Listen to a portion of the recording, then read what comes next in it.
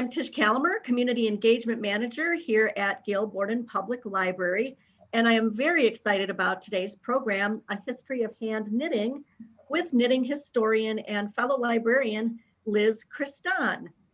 I am a knitter and I am going to be knitting throughout this program myself. I also wanted to point out that today is Local Yarn Store Day, as proclaimed by the National Needle Arts Association. It's the 4th annual. So get out there and support your local yarn store. I just want to give a shout out to Elgin Knitworks. I dropped about $100 and something there this morning because of course I need to help the yarn economy. I'm very excited to present now Liz Kristan. All right. Thank you so much for the introduction.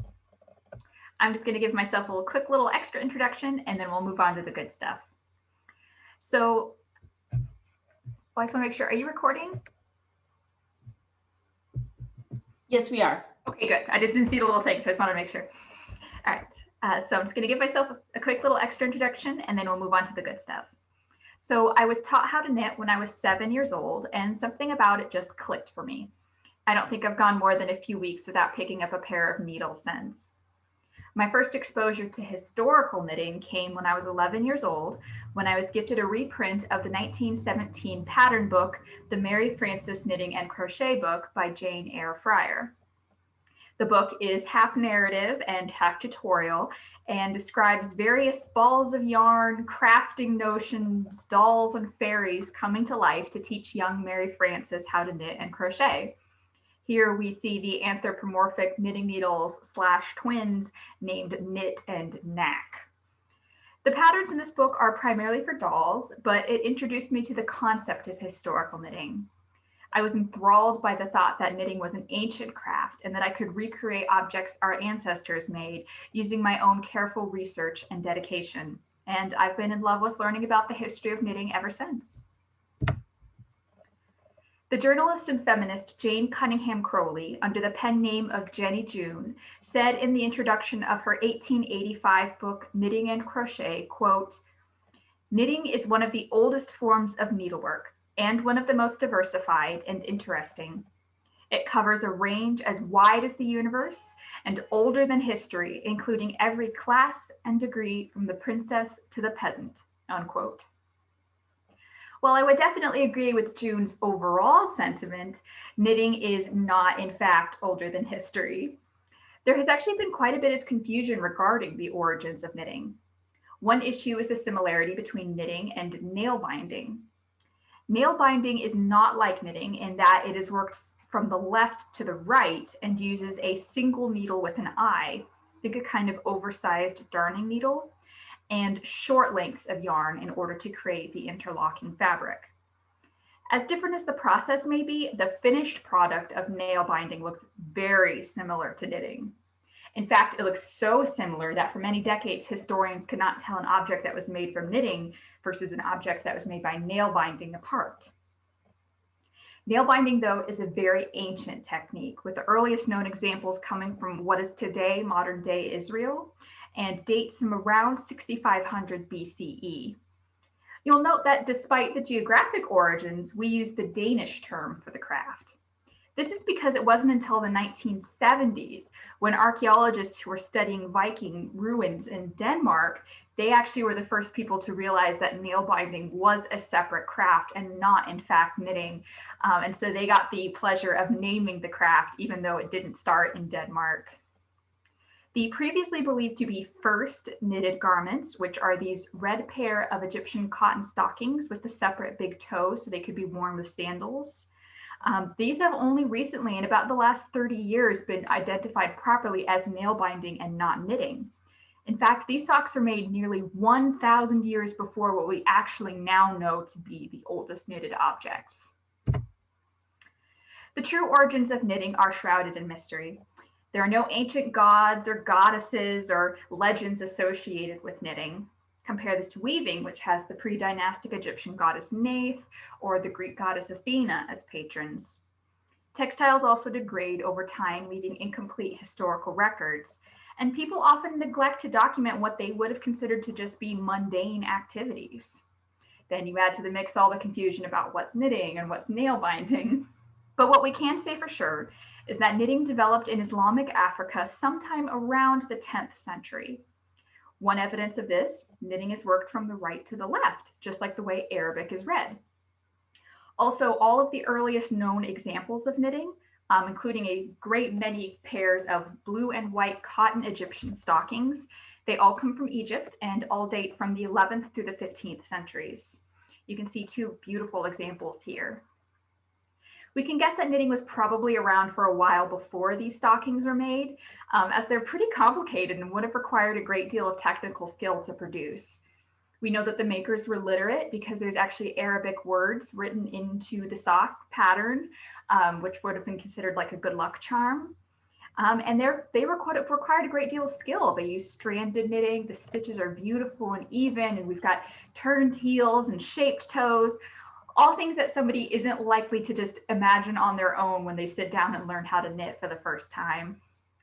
So one thing that we do know for this time period is that all knitted objects were knit in the round on double pointed needles, and all of them are made with cotton yarns.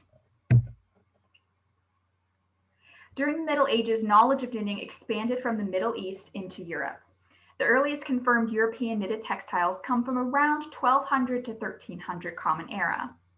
The vast majority of surviving articles from this time seem to be fashionable or artistic items meant for the wealthy, such as vestments for important religious figures or very ornate socks and pillows and rugs and other domestic items.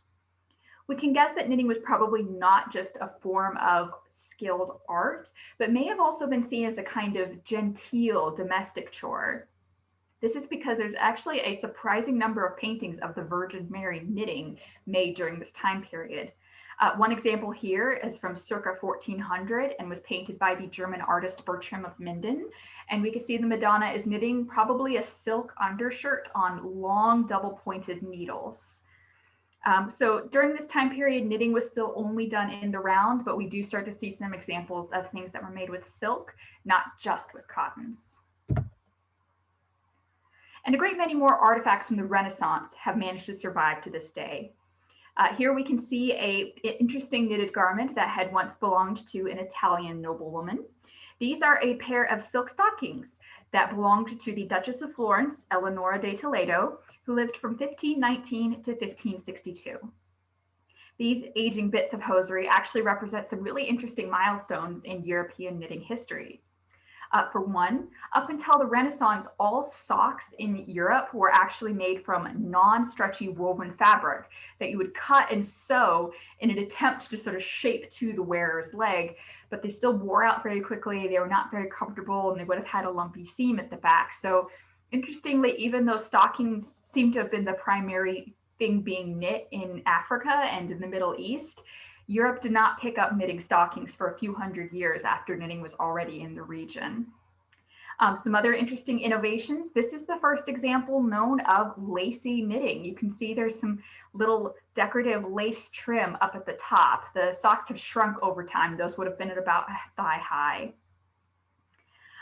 There is a difference also between lace knitting and lacy knitting. These are an example of lacy knitting.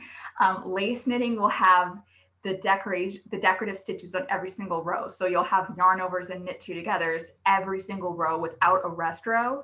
These have a rest row, an all knit row in between the lace rows. So that's the difference between lacy knitting and lace knitting, if you're ever wondering.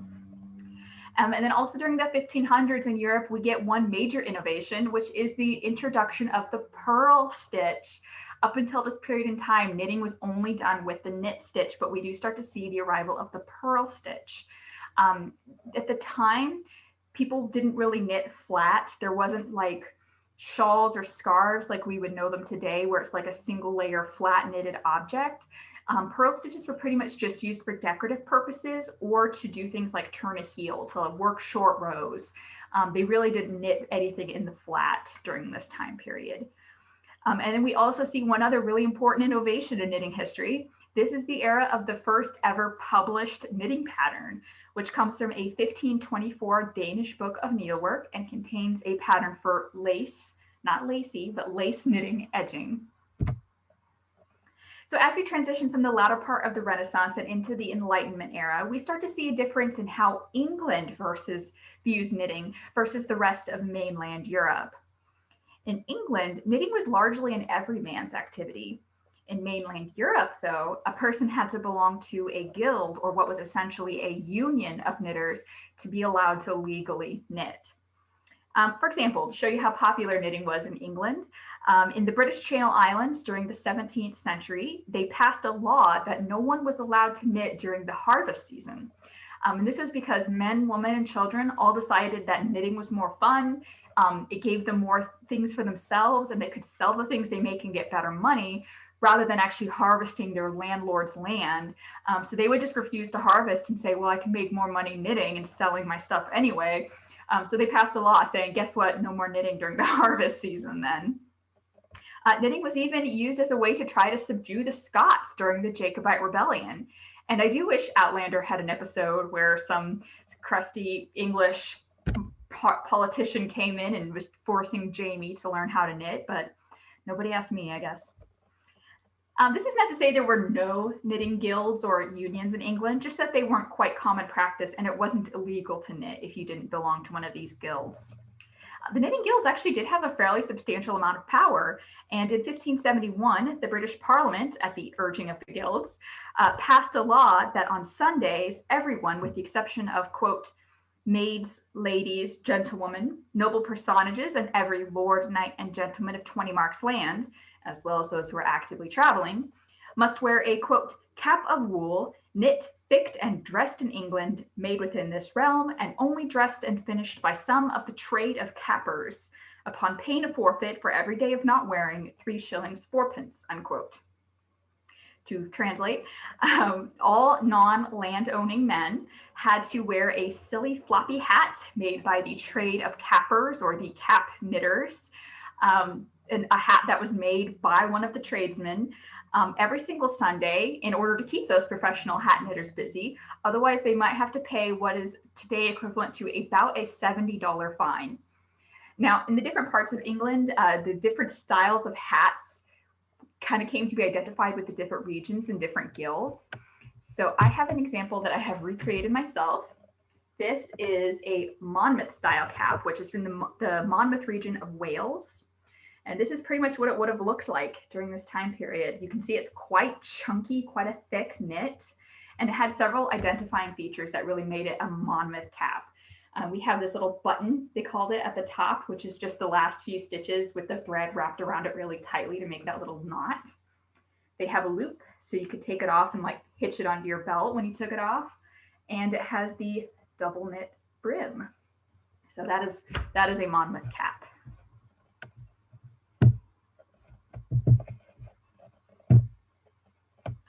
Now, if we turn to Europe, we can see that there are actually very, very strict rules required in order to actually join one of the knitting guilds. For one, to join a knitting guild, you had to be a master knitter. And to be a master knitter, you had to be male. You also had to be an apprentice for anywhere to 3 to 5 years, and then you had to be a journeyman and travel around and work for other knitting masters. And then you would have to basically pass a final exam, and then you were allowed to be a knitting master and start your own knitting business. To be able to actually join the guild, they each had their own requirements as to what kind of objects you had to make that basically functioned as sort of like your doctoral thesis. So this, they called it a carpet, but it would have been more like a wall hanging or something ornamental. It's not something you would have been stepping on. But this is a carpet made by somebody who belonged to the Guild of Strasbourg Knitters. It is extremely fine work. It was about, I think it's about 20 stitches to the inch, and it's about 6 feet by 6 feet. In other knitting guilds, such as in 1609, the Knitters Guild in Vienna required that their makers make a, quote, table carpet in 6 colors, a beret, a pair of silk stockings, and gloves. So this was required to see your skill, and you can actually see up there at the top, he dated it 1781. So once you actually got to start your own guild, you were allowed to hire other unskilled laborers to work for you. But there were very strict laws as to what kind of work those unskilled laborers would be allowed to do. For example, women were not allowed to do any sort of complicated knitting or repairs. So for example, let's say you were a master knitter who primarily knit socks. Maybe your wife or your daughter, she would be allowed to knit the leg of the sock, but to turn the heel was considered to be too complicated for a woman to comprehend. So she would then have to hand it over to the master knitter.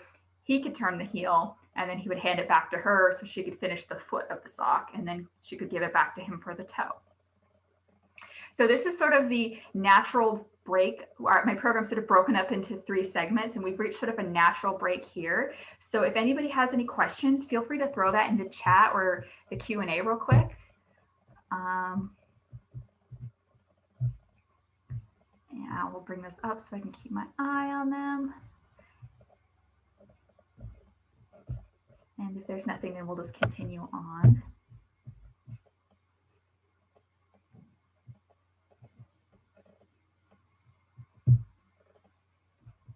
All right, I'm not seeing any questions, so I'm just going to go ahead and continue on. And if I miss your question, there's another natural break coming up not too far away, and so I'll get it then. So before we take a look at a broader look at knitting during the Industrial Revolution to the present day, I'd like to quickly touch on a few regional styles of knitting, as many of them developed around this point in history. This is by no means an exhaustive list of every kind of regional knitting. If you gave me 6 hours, I don't think I could cover half of them. This is just sort of like a pick and grab highlights of some more distinctive styles that have sort of touched into the mainstream, so you might be able to recognize them. So the first one is the Cowichan sweater. When European settlers began inhabiting modern-day South Vancouver Island in the 1850s, they introduced knitting to the native Cowichan people. The Cowichans were very famous for their blankets. They did these really beautiful woven blankets that were single ply, very thick single ply wool. And they would have these beautiful geometric designs or designs of native animals or flora and fauna. And actually, interestingly, I say it's wool, but what it really was a blend of some native sheep, some native grasses to the area would also be blended in there, and also the hair of a small breed of native dog from the region. They also blended all of those together to make the yarn. So when European settlers came in and introduced knitting to the people, they started knitting blankets. But then around the 1920s, they started hitting those same designs and using that same yarn to make Cowichan sweaters. And those actually became very popular. They were often exported to other places to be sold or sold as tourist items. And if you're familiar with the Big Lebowski, the dude is wearing a Cowichan inspired sweater as well. Next, we have Chullo hats, which are common in the South American Andes regions. Knitting arrived in this region with the Spanish conquistadors and quickly became very popular. Chullo hats are really beautifully colorful. Some of them are made from alpaca wool, some of them from sheep's wool. They usually have ear flaps and tassels at the end of the ear flaps. In the last 100 years or so, these are actually traditionally knit on bicycle spokes, which you could take and rub the spoke on the ground to sharpen it to a point and use those as double-pointed needles. Knitting Chullo hats specifically was often seen as a male form of art. Women knit as well, but Chullo hats specifically were seen as something men would knit. And also interestingly, in this region, the yarn traditionally wraps around the back of your neck. So it's common for people to walk around while they knit, and the yarn is going around the back of their neck, and they're carrying the ball of yarn at their side in a little pouch. Now I did not make this one. This is the only thing in the presentation that I did not make. I bought this one as an antique, but I do have, well, I say antique, it's probably from like the 50s or 60s. It's not quite that old, but here we have a Chullo hat that somebody from the region made. You can see all the beautiful colors and the designs. We've got like children holding hands. We've got the little ear flaps and the birds. I think it's really beautiful. I love it. I think it's a child's hat though. I could not get it on my own big head, but it's a really beautiful example.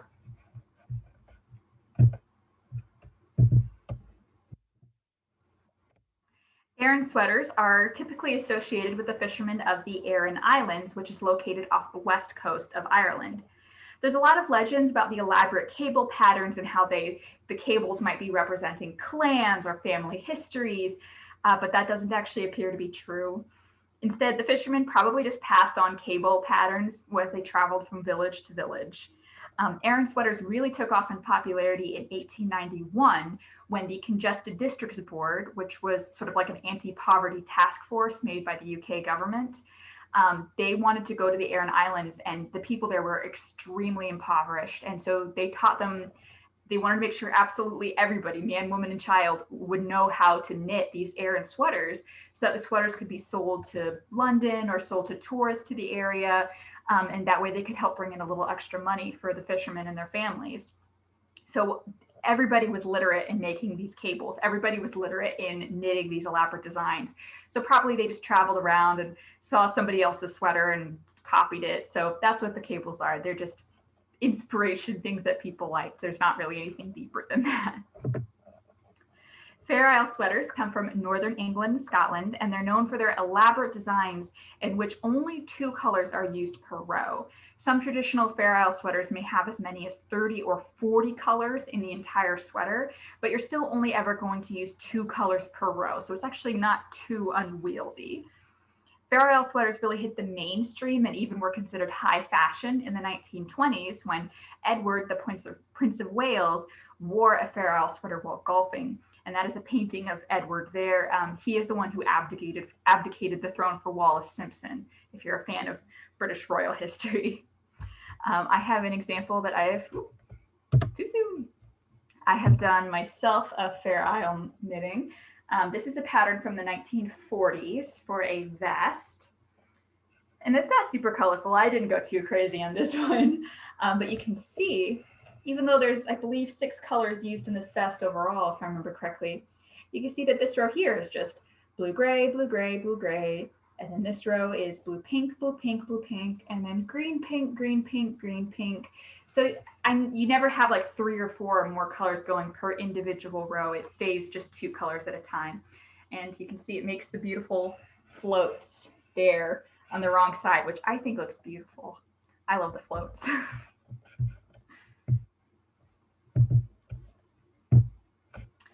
The Danish Faroe Islands give us Faroese shawls, which are traditionally knit from the native Faroese sheep from the region. Faroese shawls could be simple or colorful or lacy, but the thing that sets them apart is the interesting little wedge that starts at the back of the neck and flares out towards the bottom. The idea being that it sort of just gives the shawl a 3D shape, so that way it clings to the shoulders a little bit better and doesn't slide off while you're walking around. So you can see in this example here, it sort of looks like 2 triangles with a skinny little triangle in the middle. So that's the traditional shawl shape. This is not by any stretch of the imagination a traditional shawl, and it's not, or stitch pattern for the Faroese shawls, and it's not at all traditional Faroese wool. But you can see sort of like a modern integration of a traditional style. So this is a mosaic, it's mosaic knitting. And you can see the wedge that starts at the back of the neck and flares out and it goes all the way down there to the bottom. And I can tell you, it actually does help keep the shawl on your shoulders. It is a really clever idea.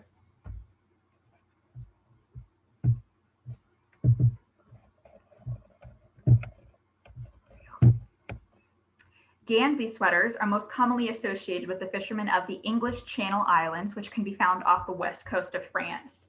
They also did a lot of trade with sailors from the Netherlands, so there are actually quite a few Dutch Gansey sweaters as well, but they originated in the English Channel Islands. Gansey sweaters are heavy wearing, typically knit from a slightly thicker wool, and they usually have fancy knit and purl designs up on the yoke between the shoulders. They also have a distinctive triangle that goes under the arm. It's sort of like this little diamond shape that's knit separately. The idea being that that's an area that gets a lot of wear and tear, and it sort of gives you a little extra mobility to have that extra little like diamond shape of fabric. And since it was knitted separately, if it starts to wear out, you could just like pick it out and knit a new one and put the new one back in there. They also always have a split hem, sort of like a men's dress shirt where the side seam doesn't go all the way down. It sort of splits off a little bit. And interestingly, just like Chullo hats all the way on the other side of the world, Gansey sweaters are traditionally knit on sharpened bicycle spokes. Hap shawls come from England and Scotland and were traditionally knit from the wool of Shetland sheep. They are huge, enormous squares. They have plain centers and either colorful or lace borders that go all the way around the square. You can see a beautiful example there of a woman who is drying her Hap shawl on a traditional Hap blocking board. You can see how huge these shawls are. The plain white ones were usually worn for weddings or for christenings. The colorful ones were usually for every day. I have, gosh, keep doing that. I have my own little teeny tiny version of a Hap shawl that I made comparatively. I didn't want a huge one. I just wanted one that I could sort of wear for every day. So yeah, it's got a pin in it, of course. You can see we've got that big plain square there in the middle, and then the border all the way around. So the square in the middle is actually knit on the bias. It's diagonally knit. So you actually cast on like 3 or 4 stitches here. And then you increase till you're halfway through the square. And then you decrease all the way down to the opposite point. And then you go around and you pick up stitches all the way around the square and you knit it in the round, all the way around the shawl. So I don't want to say it was a slog to knit this thing, but there was about 500 to 600 stitches on the last row before the final bind off. And I finished knitting it about 2 years ago, and I was really sick and I was in bed for like 3 days. And that was pretty much the only way that was going to get finished. It's trapping me.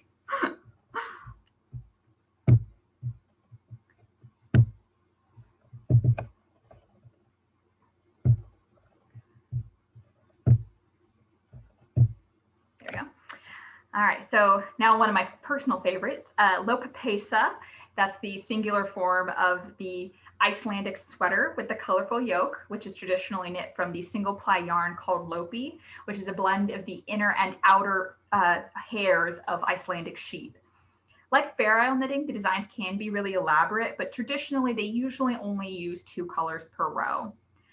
There's a lot of sort of non-knitter theory that maybe these are really ancient designs and that these sweaters have been around for centuries, but they have not. The first Lopapeysurs, Lopapeysur is the plural. The first Lopapeysurs show up around the 1950s and they start to get really popular in the 1970s. I absolutely love Lopapeysur sweaters. I usually knit myself one every year, and I actually just bound off this one a couple days ago. So this is my 2021 sweater. You can see the colorful yoke that goes all the way around. So you cast on up here, and then you increase and do all the color work, and then you separate for the body and the sleeves and knit those separately. So I love how fast they work up. I love the colorful designs. I just love it. So this is sort of the middle break here. If anybody has any questions, I'm going to check the chat and the Q&A. Somebody said, hold it still so we can see the pattern in the middle. Not sure what that was referring to. Was that the shawl? Was that the Hap shawl? That was for the Hap shawl. The Hap shawl. Okay, yeah. So you can see the middle is just garter stitch. The middle is actually very, very simple. It's kind of like those, if you're familiar with like the old school washcloth patterns where it's just garter stitch that you increase at each end every other row. And then, yeah, then there's the lace border that goes all the way around. Will you be talking about steeks? No, not really in this Oh, so it's variegated yarn in the middle. It's actually not variegated, it's tonal. Because it's an undyed yarn, so it's just the natural tonalness of the sheep. Will you be talking about steeks? Not in this program, really. That's a pretty modern innovation that comes around the 70s. So it's not quite super historical, but yeah, it's a more modern innovation.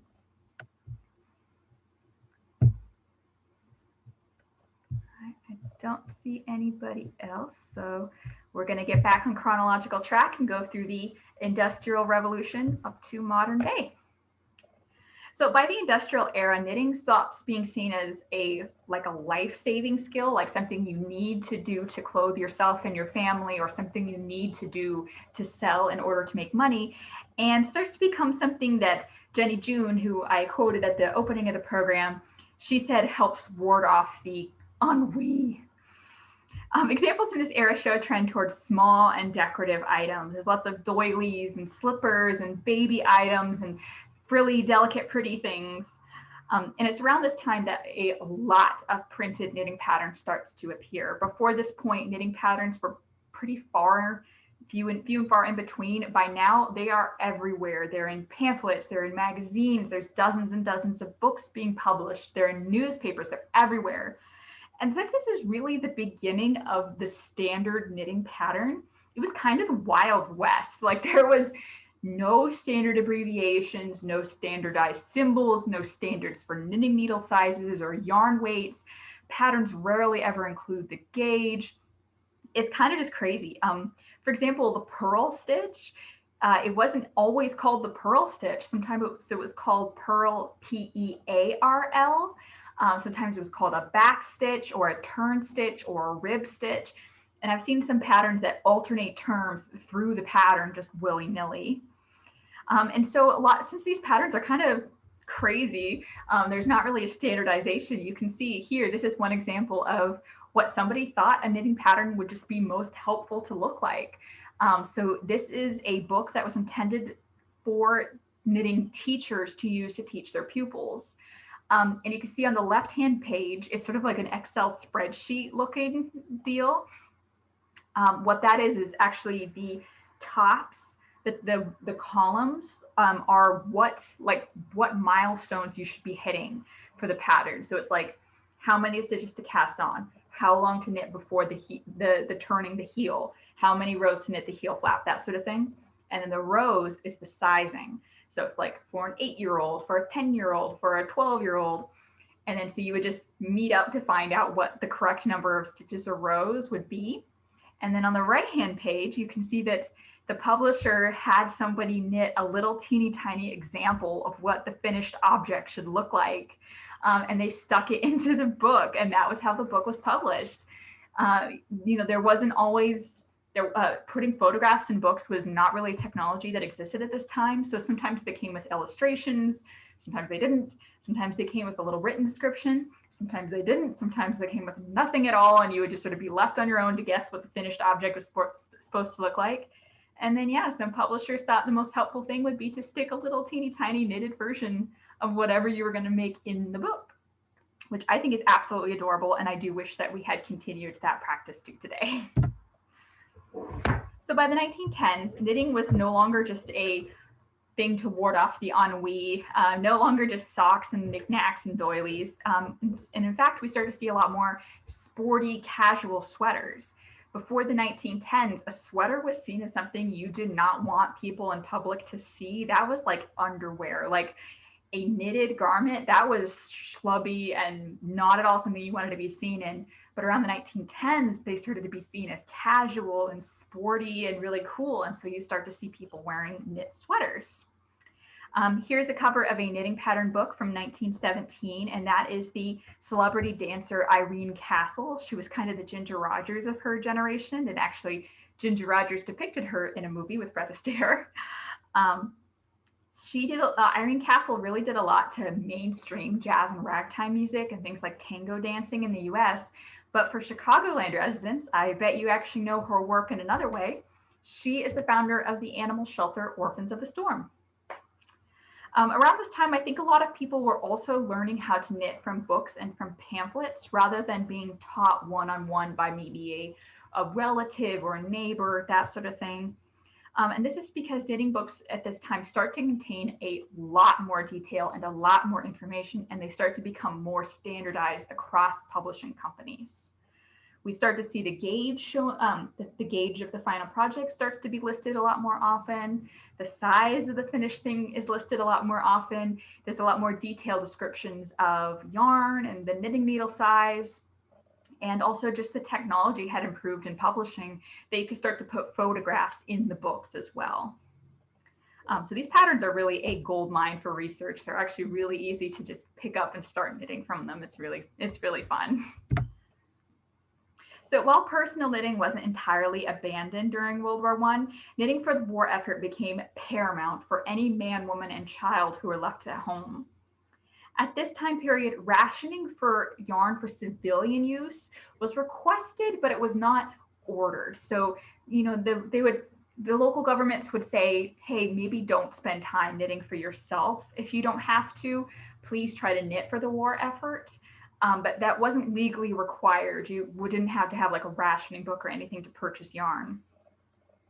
So what people were doing is they were knitting what was called comforts for the soldiers up at the front. These could be scarves or vests or hats or socks or bandages. And yes, people were knitting cotton bandages and sending them to the trenches for use.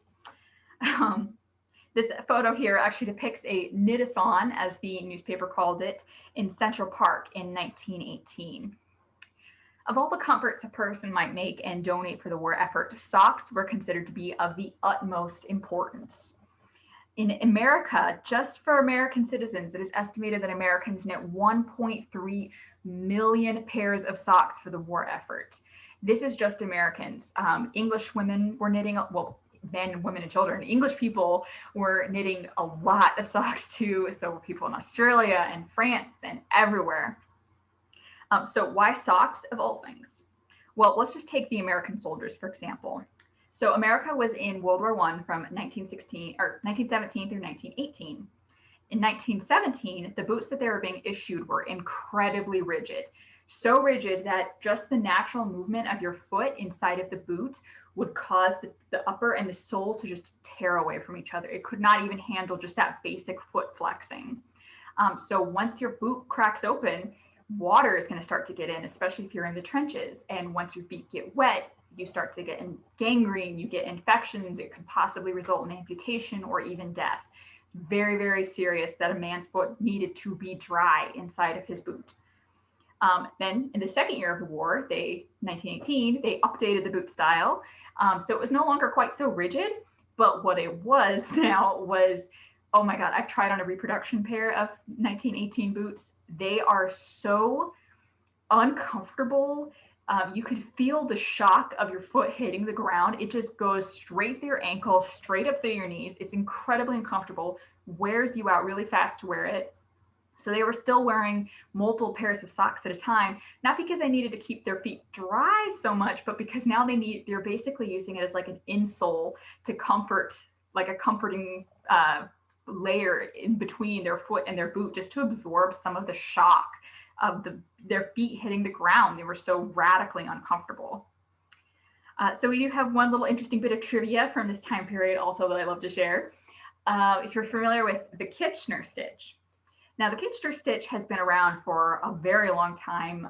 Previously it was known as grafting, but at around this time period, we started calling it the Kitchener stitch. And that was because on the first day that war was declared in England, the Minister of War, who was Lord Kitchener, he put out a call in British newspapers asking people to knit socks. And he stipulated that all socks should be knit with a seamless heel and with a seamless toe. And this is because also at the time, machine-made socks could not do a seamless heel and a seamless toe. They had to be cut and sewed shut, which would then result in a lump that could potentially be rubbing on your foot, causing blisters, leading to infection, leading to amputation, leading to death. So it was essential that those heels and those toes be seamless, and he uses the word seamless regularly. He clearly didn't seem to know the term grafting as it was used at that time, but he did seem to know that seamless socks was a thing that existed and that knitters could do. And because of his emphasis on making all socks seamless like that, that is why we call it the Kitchener stitch. It's named after the Minister of War during World War I. So after the war ended, the new men and women of the jazz era really continued to embrace hand knit sweaters as the fashionable, trendy, sporty things that everybody would want to wear. Coco Chanel, she made a lot of sweater patterns and put them on the runway. She was famous for having sort of optical illusions of collars and cuffs and buttons knit on her sweaters. And if you'll recall back to the Fair Isle sweaters, you had people like the Prince of Wales wearing them on the golf course and getting painted portraits of them. So they were really cool and really trendy at this time. This is also the era where we first start to see the use of artificial materials in knitting. Up till now, it was just natural materials like wool and silk and that sort of thing. Around the 1920s, the use of rayon, which at the time was called artificial silk, that starts to enter the mainstream. So you do start to see a lot of patterns that specifically call for artificial silk. Knitting during the 1930s takes on an interesting turn. Obviously, during this period, we have the Great Depression, a time of great poverty and a time of great need.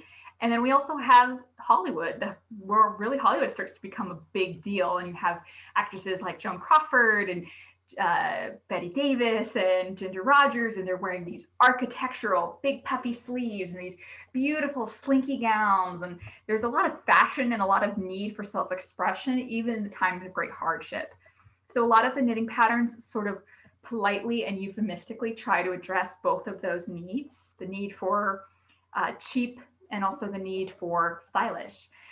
So they use a lot of terms like, oh, this only takes a little yarn, it'll brighten up that tired coat. And sort of the implication under that is yarn is expensive, it's hard to get a hold of, you can't afford to buy a new coat or make a new coat, but maybe if you have like a brightly colored, fluffy, frilly scarf, it might make you feel a little more self-expression, a little more bright on the inside. During this time, we actually see one of my personal favorite inventions in knitting history. This is the decade where we see the first patenting and the first sales of circular knitting needles. I do actually own a pair of circular knitting needles from this era. They are dreadful. They are all metal needles and metal cord. And all that happens is you snag your yarn on it. It's terrible. It doesn't bend very well. It's super rigid. They're just awful. So yes, they are patented in this era. And yes, I've seen a few knitting patterns from this era that specifically call for circular needles, but they had not at all entered the knitting mainstream. Most people did not care to use them.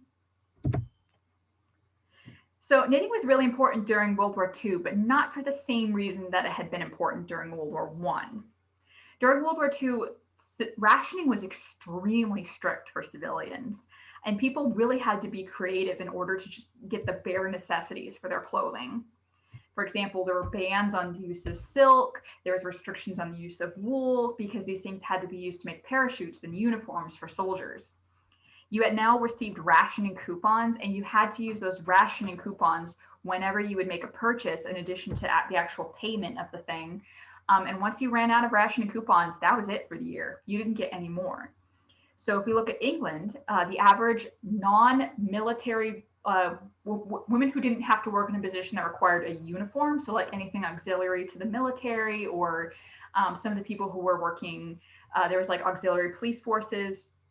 So they got a different rationing book. But if you were a non-uniformed woman, you would only receive 66 clothing coupons per year.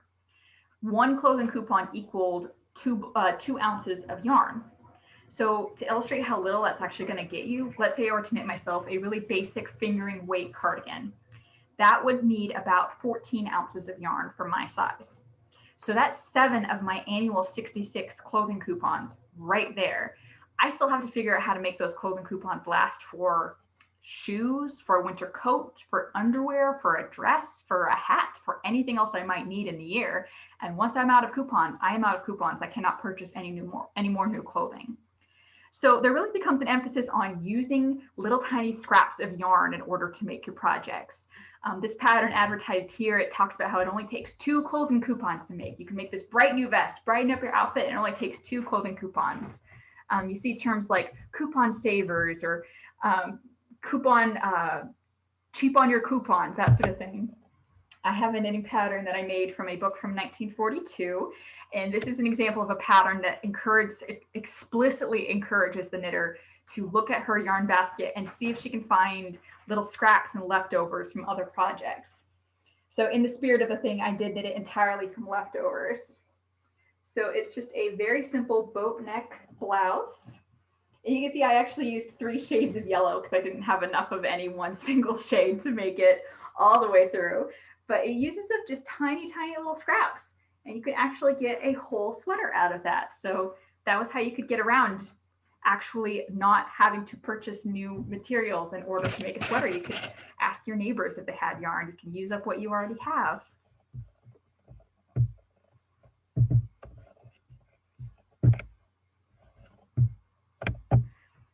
So knitting for the war effort was just not as commonplace during World War II as it had been during World War I.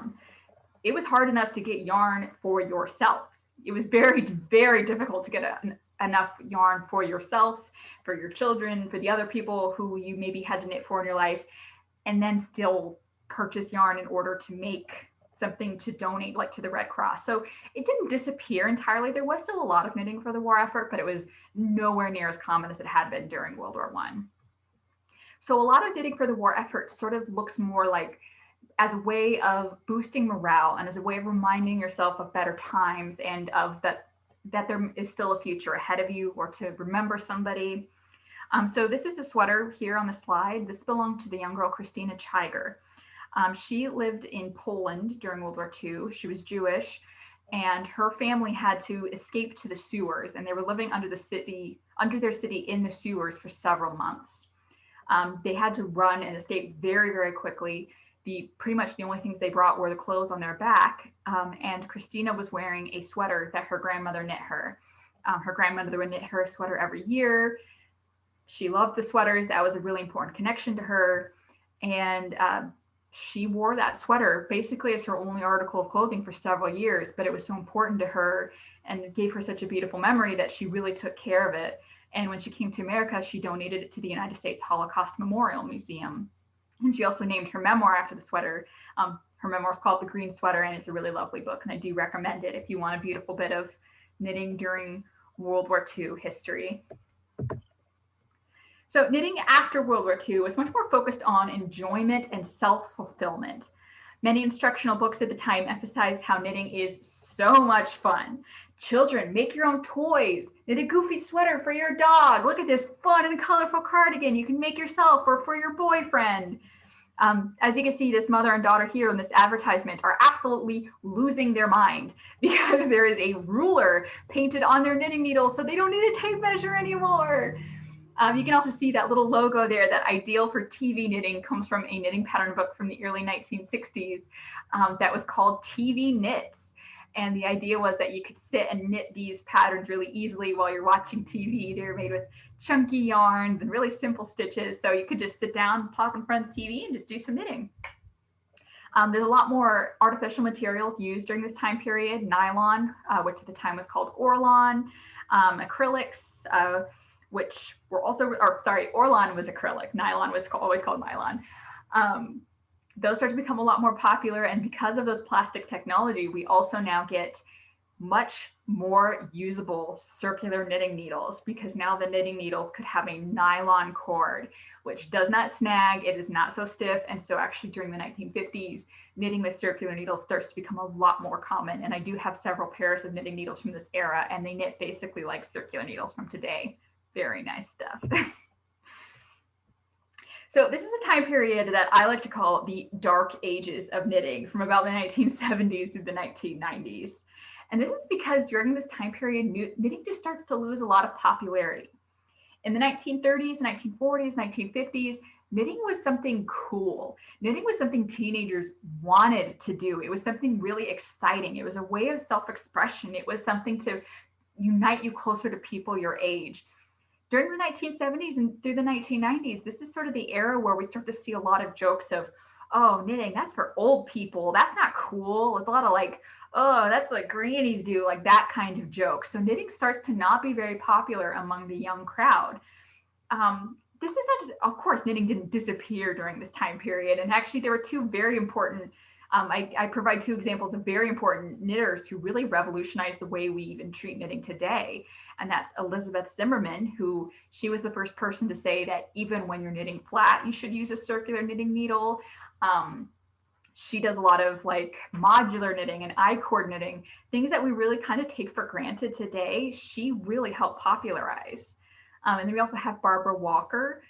She really popularized the idea of knitting sweaters from the top down. There were patterns before that time. She didn't invent that, but she really emphasized that in her pattern publication. She would publish whole books that were all top-down sweaters. And if you've ever knit a sweater from the top down, you know it's kind of faster. It's a lot easier to get it to fit you just right. It just feels like you just cast on and it's done. Like they just zoom so fast. So she really kind of revolutionized how the way knitting patterns work for sweaters. And actually, if you go like on Ravelry today, it's actually kind of harder to find a pattern that is bottom up for a sweater nowadays. Most sweater patterns nowadays are top down. They haven't disappeared, but if you go to bottom up sweater pattern, you'll see a lot of people complaining, oh, I turned it to a top down. I didn't like knitting it bottom up. So we have Barbara Walker to thank for that. And of course, knitters and crafters in general, they hit the early internet in search of other crafters to talk to or ways to find supplies or even knitting patterns. This list of abbreviations I took from a book from 1999 called Free Stuff for Stitchers on the Internet. And it tells you how to use like Usenet groups and AOL in order to find other knitters. I love, they give you this little list of like board lingo that you should use, like what's the word I'm thinking of? Like message boards, like message board lingo to use with other knitters. Some of these we still use today. Many of them we do not. We still use frog, for example, to like rip back because you rip it, so you frog. Others I don't really see so often, such as foreplay, which you can see on the chart there says, for our really exciting projects, let's add yarn. Can't really think of when you want to use that, or the sex for stash enrichment expedition. But personally, I think we should bring back toad, which is trashed object abandoned in disgust. In the early years of the 21st century, we start to see a pretty major uptick in the popularity of knitting. Part of this is due to the advent of Ravelry in 2007, which is the social media website for knitters and crocheters and crafters. It currently boasts 8 million members. And then also this book series, Stitch and Bitch, published in the early 2000s. Though it's a really big deal for making knitting young and hip again. They really encouraged finding friends and starting your own knitting groups, or Stitch and Bitches, or Knit and Natters. There's a lot of name for them. And they also really focused on making cool, trendy patterns. And of course, it's trendy for the early 2000s, so it's not so trendy anymore. But at the time, it was hard to find trendy knitting patterns. And nowadays, that's really also with the internet, the way it goes now, things like Instagram and Facebook, they've really helped popularize sort of the celebrity knitter, like people who their knitting patterns are kind of like a fashion brand, like they're sort of running their own fashion house. There's people like Andrea Mowry, her patterns are hugely popular. Stephen West. I have an example of a Stephen West shawl. This is the Exploration Station. You can see it's a multicolored short row to make short rows to make the wedges there. And then it's got some brioche and it's got some lace. But his patterns are so iconic. I'm not even kidding. Every time I've worn this shawl, I've been asked, is that the Stephen West Exploration Station? His patterns are so iconic, people can just recognize it out in the wild. And whenever that happens and my husband's around, he's always like horrified and shocked. Like he's like, do you know those people? How do they know what that pattern is? Are you in a cult? What is happening? But it's just because he's very popular. His designs are very popular.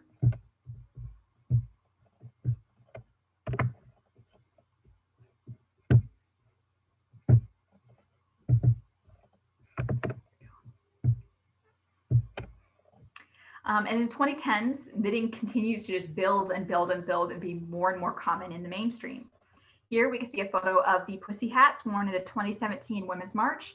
And all of these pink hats were hand knit as a unifying symbol to show as like a single political movement. And according to Ravelry, nearly 13,000 of these hats were knit just from the original pattern, to say nothing of the many spin-off patterns that came from it as well. 13,000 hats knit. Slow fashion also becomes really popular in the 2010s and 2020s. The idea of that is rejecting fast fashion, like going to the store and just buying a $2 t-shirt. That's, who knows what the environmental impact of that is, who knows what the impact is on the people who made that shirt, were they being paid a fair wage? So you sort of reject fast fashion and turn to slow fashion, and you either thrift all of your clothes or buy your clothes secondhand or only from ethical businesses, or you just make it yourself, and it sort of forces you to have to slow down and appreciate what you have and sort of reject the quick cast off culture. I definitely practice slow fashion. Every article of clothing I own was either thrifted, purchased like 5 or 10 years ago, or I made it myself. It also has a lot to do with body positivity and accepting your body for what it is and how it is right now, and not saying like, oh, I want to fit a size, whatever, but to say, no, I'm going to make my own clothes to fit my body as it is in this moment. So a lot of people make their own clothes for that reason. You'd be surprised how popular knitting is on websites like TikTok and how much it's really encouraging young people to learn how to knit. A lot of young teenagers want to learn how to knit because not too long ago, Harry Styles wore this goofy cardigan. He's the singer from One Direction. And everybody wanted to make this cardigan that looked just like him.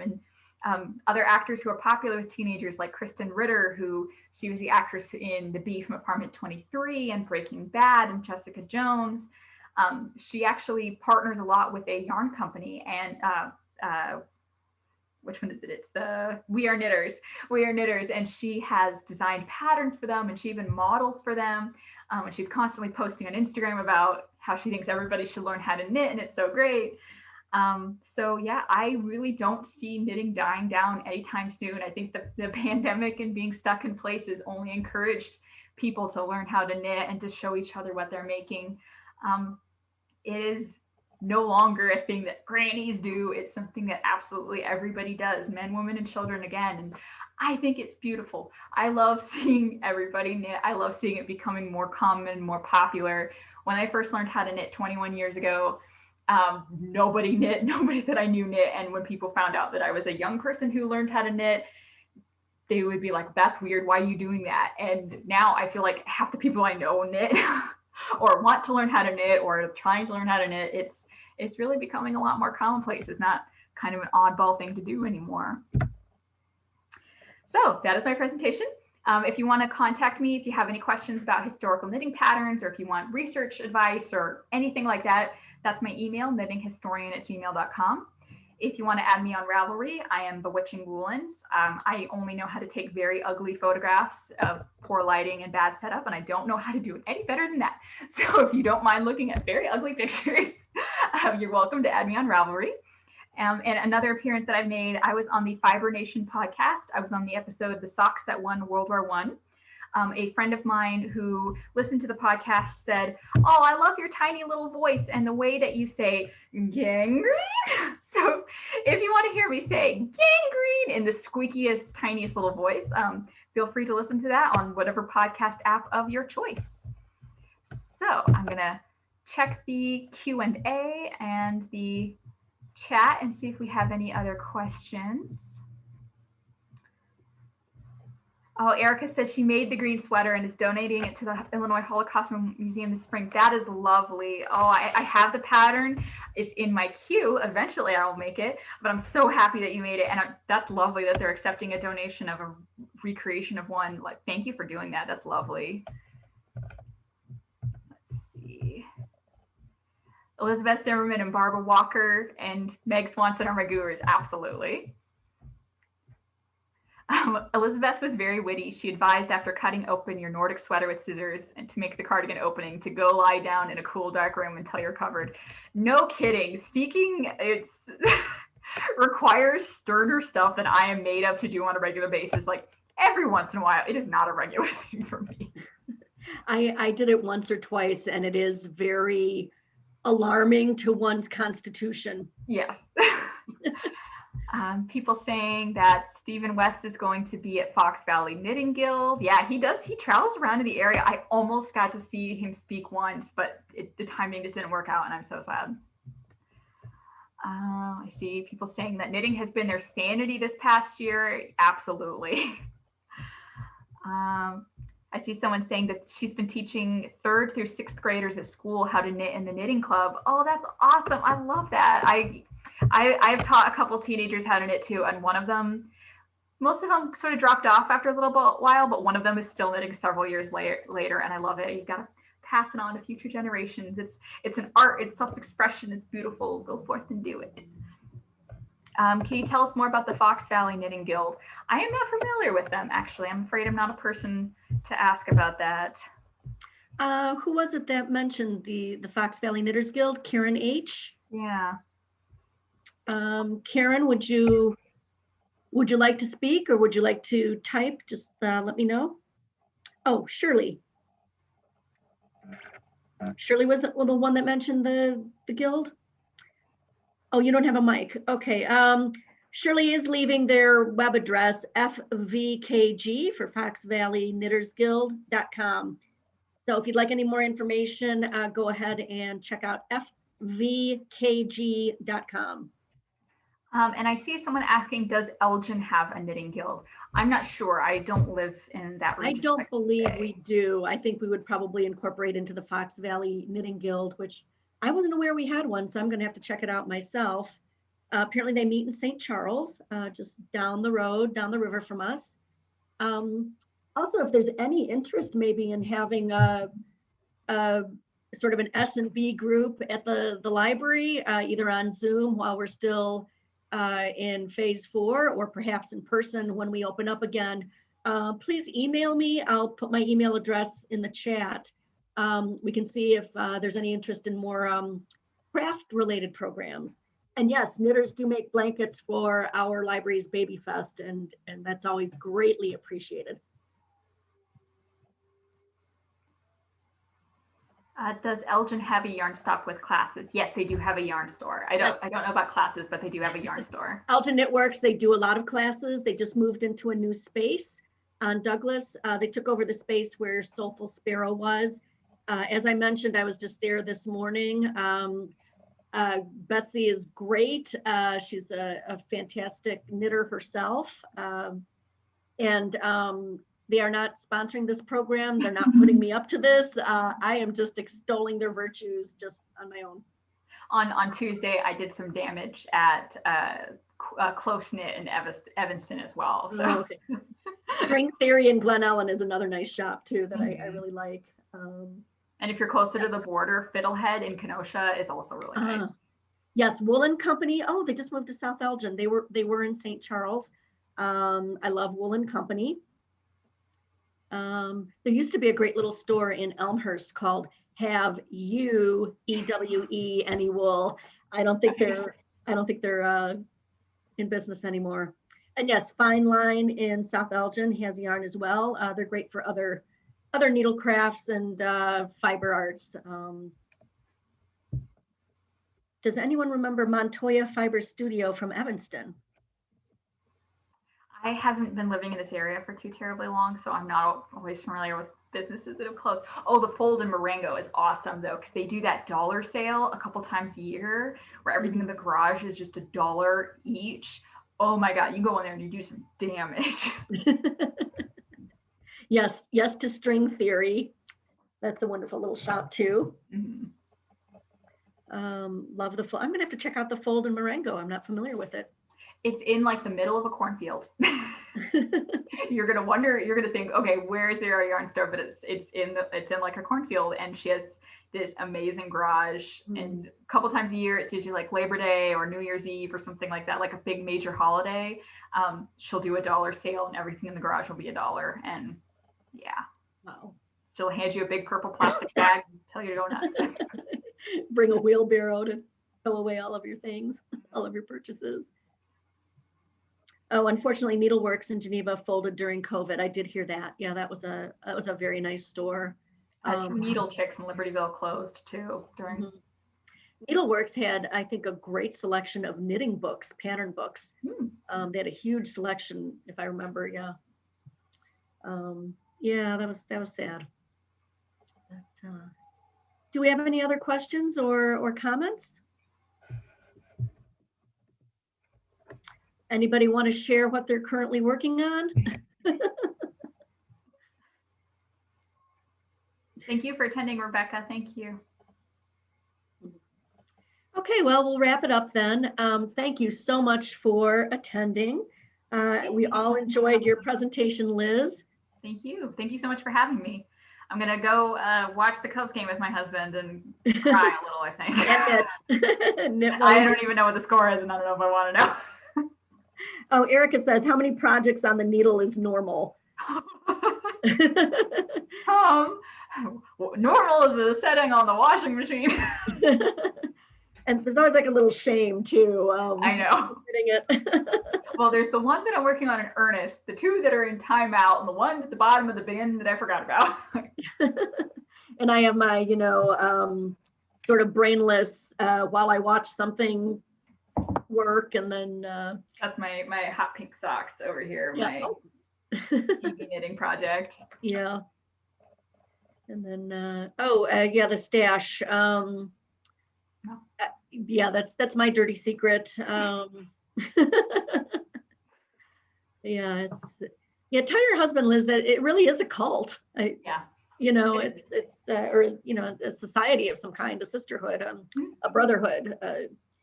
It really is. It is.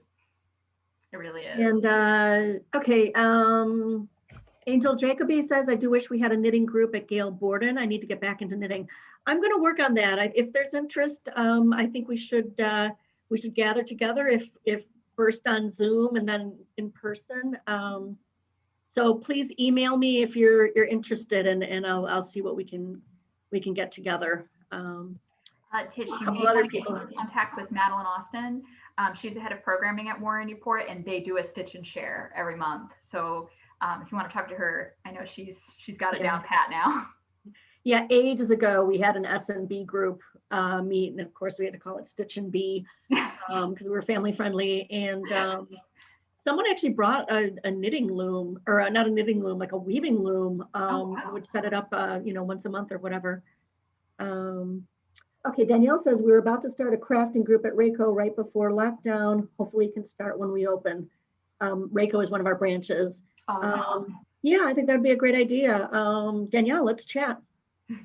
That would be fantastic. Okay, so this is not the last knitting or crafting program that we will do. Again, thank you so much, Liz. It was very informative and Thank you for having me. riveting. And don't you feel proud that we're part of this history of men and women who knit for the war effort and knit to keep their families warm, clothed, and knit to bring food on the table, and we're also connected to various celebrities. So it's be proud and keep on knitting. Yep. Thanks again, Liz. You're welcome.